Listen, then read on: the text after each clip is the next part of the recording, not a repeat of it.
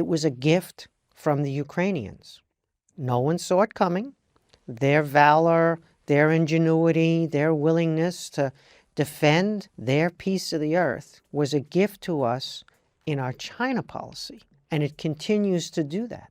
What some people are calling expenditure is actually an investment in our prosperity and security, because you're a lot stronger with friends and allies than you are when your friends and allies are moving in another direction. There's a wedge between you and your friends and allies.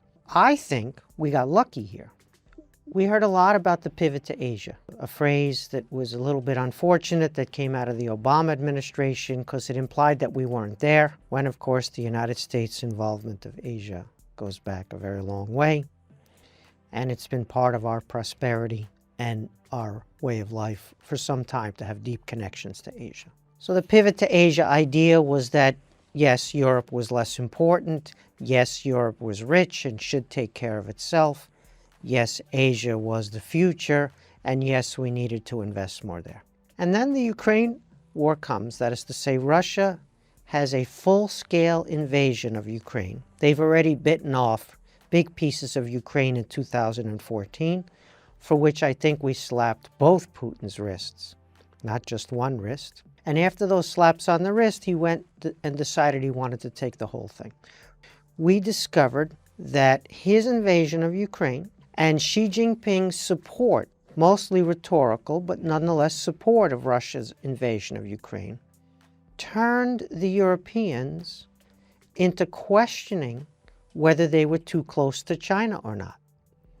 The beauty of Xi Jinping's strategy, which he inherited, was that there was a wedge between Europe and the United States on China policy. The U.S. was going to be hostile. The U.S., according to China, couldn't abide China's rise. The U.S. was going to hold China down any way it could. But the Europeans, well, they hate conflict, they love trade, and so for them, they were going to differentiate themselves from the U.S. by not having a hostile China policy. And that worked for a while for the Chinese, and then Xi Jinping just blew it up. He decided to throw his weight behind an invasion of a sovereign country on European soil. And the Europeans said, wait a minute, maybe our China policy shouldn't be so distant from the U.S. Maybe the U.S. was right about China. Maybe we have to be wary of our dependence on China.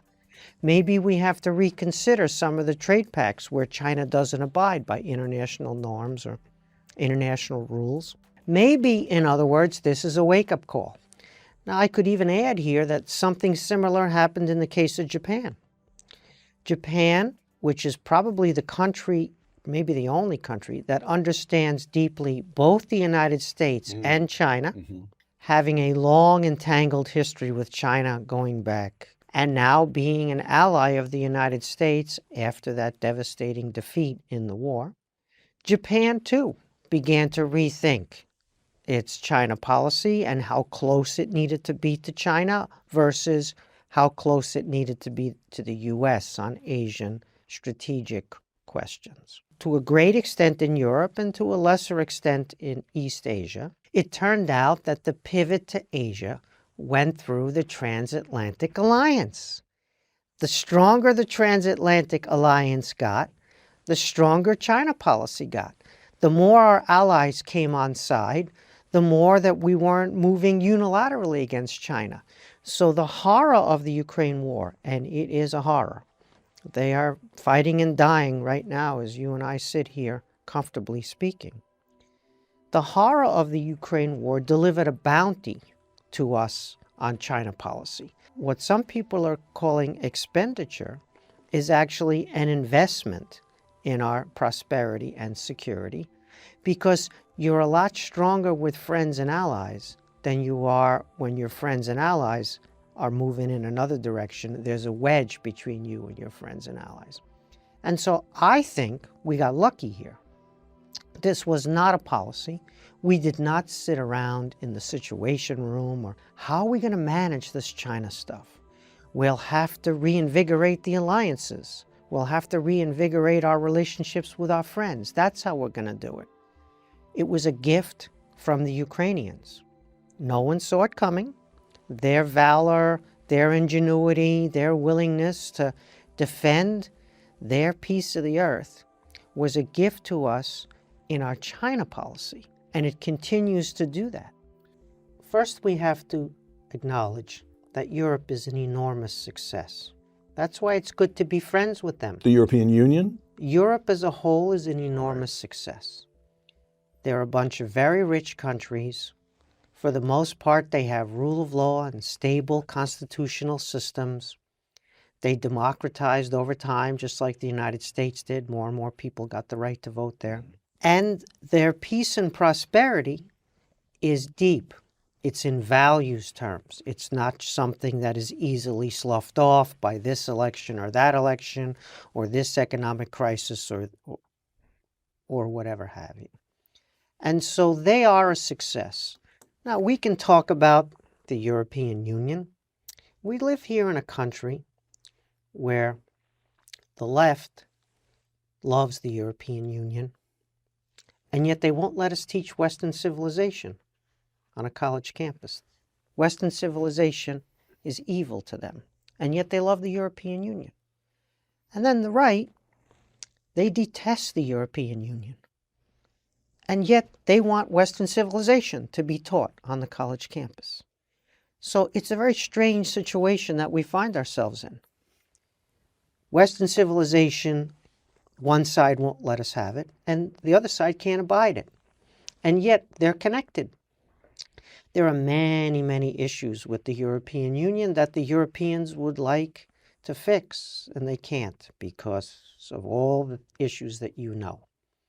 Our friends in Britain got out of the European Union in a process that we have to wait and see in the fullness of time what that's going to look like.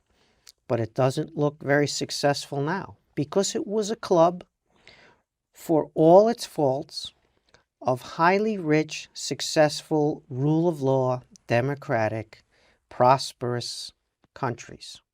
And so you'd want to be in that club. There are other clubs you could join, and they're not so good. They have some of the same bureaucratic nightmares without the prosperity and the rule of law.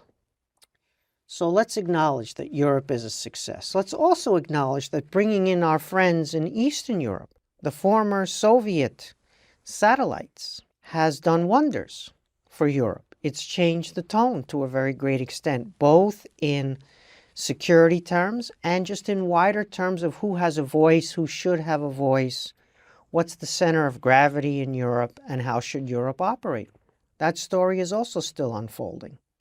Sure, some of the countries are small, but Poland is not a small country. It's changed the religious makeup of Europe a little bit because some of the countries that came in are more religious than some of the countries that were there. So Europe is an unfolding project with much disappointment, but overall it's packed. It's a club of very successful countries, and its dynamic is shifting a little bit because of its enlargement, and the same goes for the NATO story.